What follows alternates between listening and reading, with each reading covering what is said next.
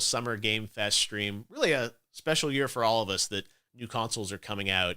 And a lot of people have wondered what PlayStation 5 is going to play like.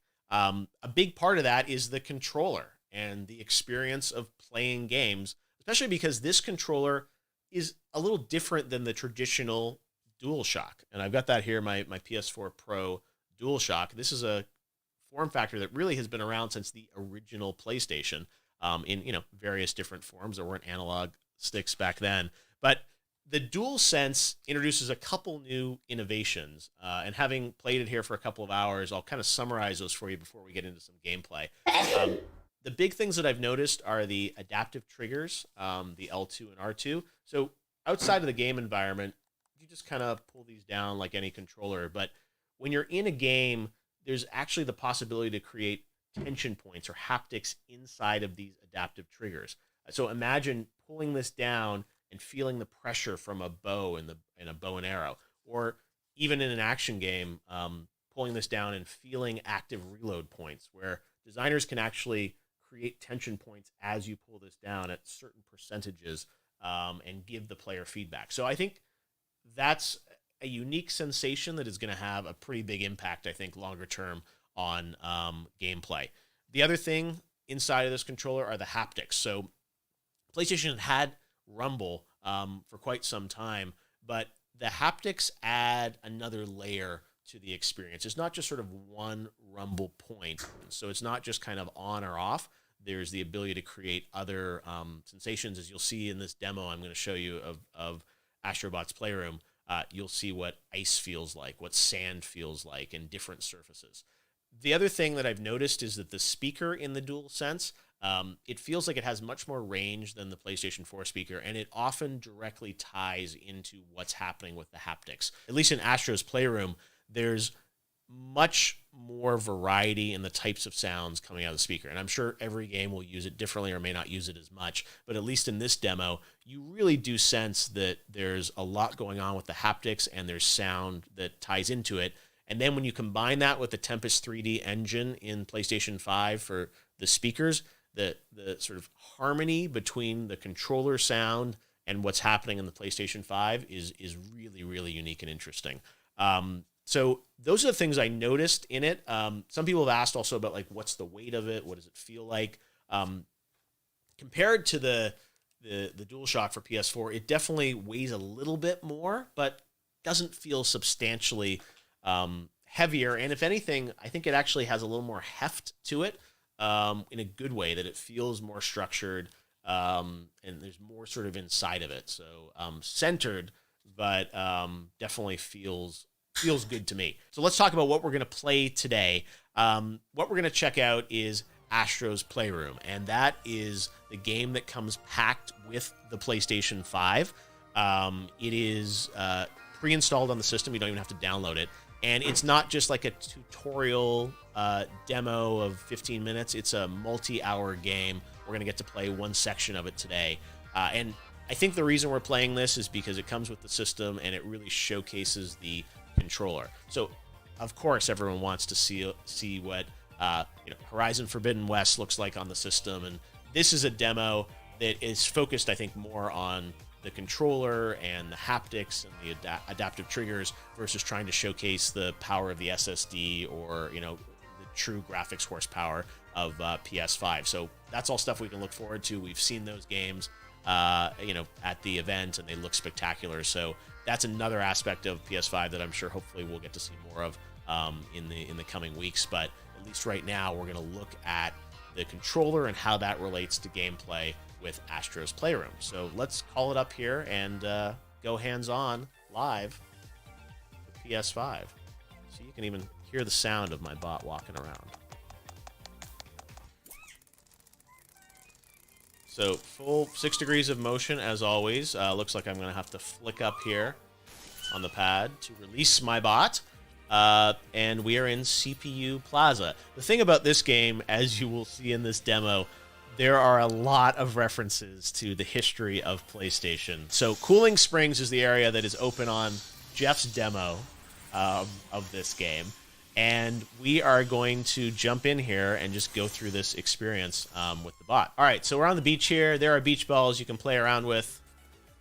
There are some bots enjoying life, sunning themselves. Bot on vacation here. Should I disrupt them? Let's do it. How rude of me, right? And then we're going to head on over here into this sandstorm created by, I guess, these CPU fans. And again, when you get into this environment, I'm static here, but you hear the crisp sounds of sand coming at you. There's a tension in the controller from going over this sand environment.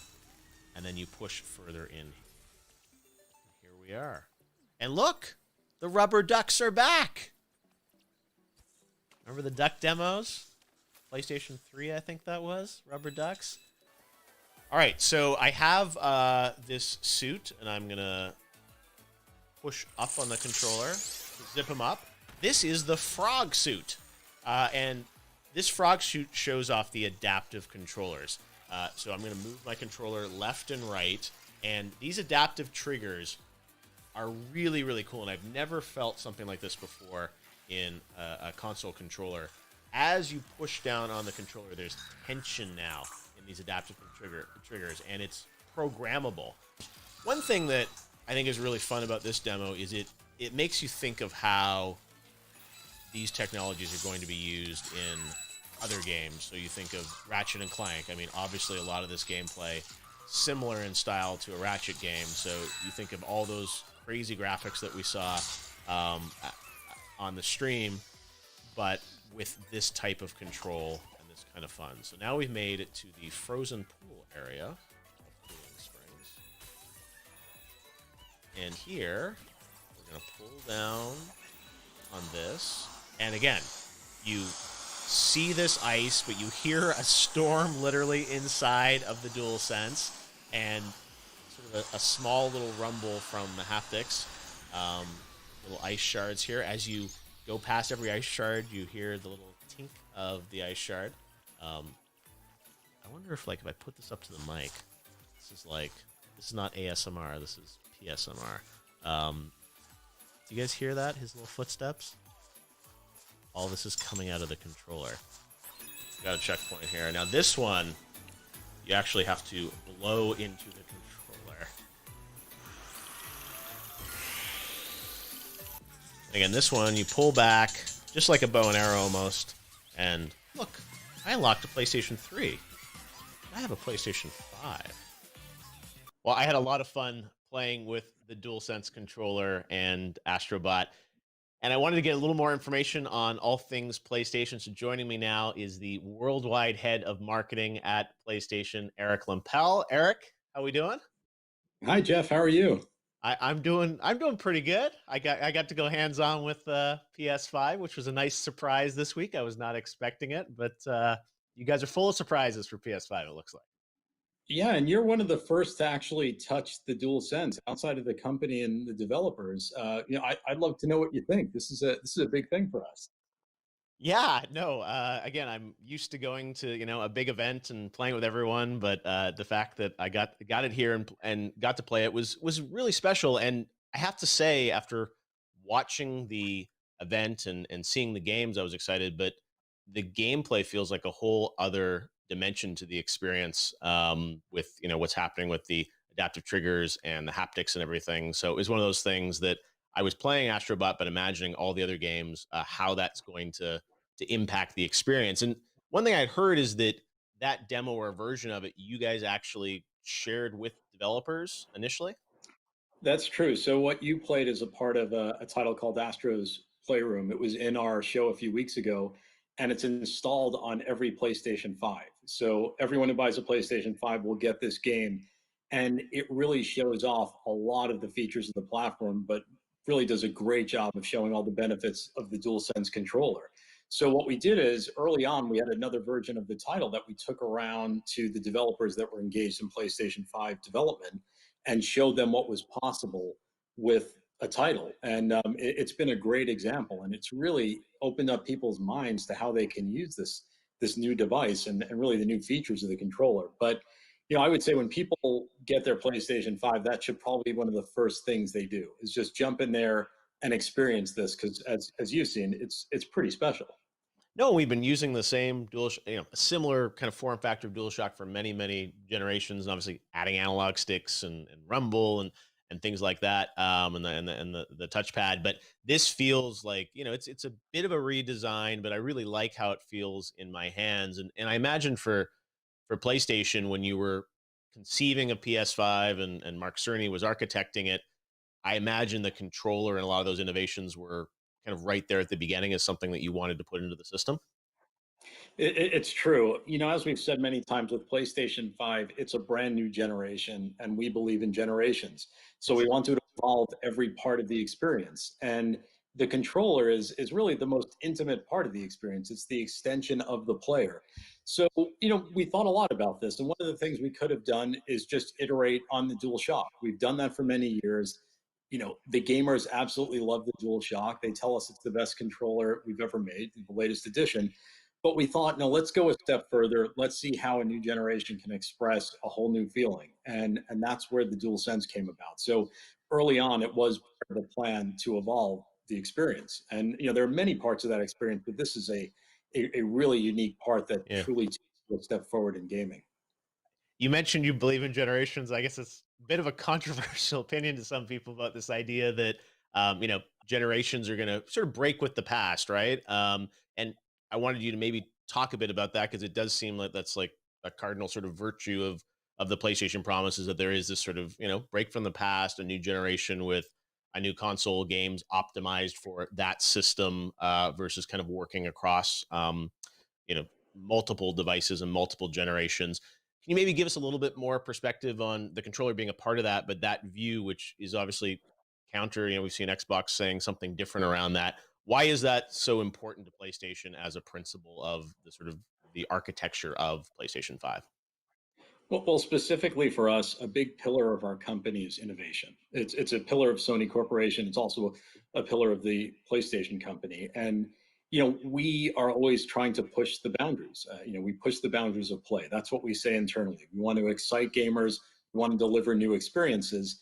So as we go into a new piece of hardware, it really has to check the box on a lot of different areas to fulfill those promises. And we a lot of developers about this. We've gone out there, we've talked to people about what they want in a next generation console. And really, to do that, you've got to deliver a lot. And I think what's really unique about the DualSense is that it plays into another one of your senses. But we're covering a lot of the senses with PlayStation 5. I mean, first and foremost, I'd say in gaming, for the history of gaming, the first sense is seeing. It's all the visuals, it's the graphics, and naturally, with every generation, the graphics improve. And with PlayStation 5, we're taking a leap forward there. And then there's sound, and we're introducing a new form of 3D audio, which will be really powerful no matter what you're playing, no matter how you're playing. And then the next piece is touch. And touch has been around for a while. We've had force feedback. Of course, we've had different types of force feedback and rumble in the DualShock, but this takes that to a whole new level. Similar to what gamers have expected from other generational shifts, this brings it to a whole new place. I mean, it's haptic feedback. It's these adaptive dynamic triggers. I mean, something no one's ever experienced before, and it really brings you closer to the game. And the biggest joy for us is putting this in the hands of developers because developers want to push the technology as far as it can go to tell stories and really bring the gamer into their worlds. And we believe all of these things combined, as well as all the other great PS5 features we spoke about, really lead to a next generation experience. And in many cases, we can't take everybody with us from previous consoles into that experience. You need new hardware, you need new devices to experience what these developers want you to experience. And I imagine, PS4, there'll still be games coming out for it. I mean, it's not like the pipeline stops there, but there's this sort of new set of experiences that will be exclusive to PS5, right? Exactly. PlayStation 4 is a big part of everything we do, and it will continue to be a big part of everything we do. There's a lot more to come on PlayStation 4. I think most recently we're seeing, some of the greatest titles this generation have released in recent weeks, but that will continue. And again, PlayStation 5 is the next generation product, but again, we've got a lot to come for people on PlayStation 4. Still a ton of life in that product. When I was playing Astros, one of the things that my mind started racing with was thinking of how this is going to apply to a game like Ratchet, because sort of similar gameplay style, but with the audio, the speaker in the DualSense, and the haptics and the adaptive triggers. One feature we haven't talked much about is the SSD and that sort of input output on the device and how that's going to allow a lot of interesting things. And when I saw the event in June, that Ratchet trailer just blew me away with like jumping between those worlds so quickly. And could you maybe talk a bit about like that feature, which I didn't really, Astro's not a game I think that really is dry, needs the SSD to function the way it is. Can you talk a bit about the SSD and how that's going to impact the experience? Sure, sure. And this ties back nicely to your question about generations, because when you look at a game like Ratchet, and we've talked about a lot of different features today, and as you mentioned, we haven't mentioned SSD. That is another thing that will make the whole gaming experience different. It'll make it better, but it also allows the developers to do new things. It isn't just about faster loading time. And you take a great developer like Insomniac, and they found a way to say, okay, look, here's a game that could only be made on PlayStation 5 on this generation using this technology. A lot of what you saw in the show, jumping through those different worlds instantly, just can't be done in most cases. And it needs new hardware, it needs new power. So that's something we're looking forward to. I mean, all of these things come together. You combine that with 3D audio, with a controller, ray tracing. I mean, these are great experiences, and these developers know how to harness every piece of those features to really bring you a unique experience. And that really speaks to what next gen is for us. So that Ratchet game like couldn't be done on PS4. I guess if you did it, you'd have to fundamentally change the kind of the architecture and the gameplay of it. You would have to change it. You would have to change the way the game works. It would be a different experience. According to everything that Insomniac have told us, this hardware allows them to deliver on this vision. They could not make it. If they did, it would just be different. You would be playing a different type of game, and the experience would be different. Yeah, no, I have to say after playing with the controller, DualSense, and the experience, I definitely got a sense of where you're taking things moving forward. And let's talk a bit about that, because you guys had the big event, so many great titles. I think gamers are very excited about PS5. I think we saw even this week there were rumors that pre-orders were happening and the Twitter lit up. I don't know where these rumors start, but I have to ask you, like, are you about to press the button now for pre-orders? Like, when can we expect to get our PS5? No, definitely not now. We don't know what happened there. We had nothing to do with it. I got a message from someone saying people are lining up at stores, and we had no idea why. So I think it's safe to say, for all of your viewers, we'll let you know when pre-order will happen. We will let you know. It's not going to happen with a minute's notice. We're going to, at some point, let you know when you can pre-order a PlayStation 5. So please don't feel like you have to go run out and line up Has it's a DualSense controller hands-on, so we were showing you the controller and letting you know Well, but look, I mean, as a what it marketer, felt like sure playing it's great a to see game there's and as whatnot. much anticipation for your product. Oh yeah, no, look, we absolutely love all of the PlayStation fans, and we're thrilled that they're excited about this product. And again, with this product, we're trying to bring them experiences they didn't think were possible. And you're experiencing some of that. One of the first people to experience that.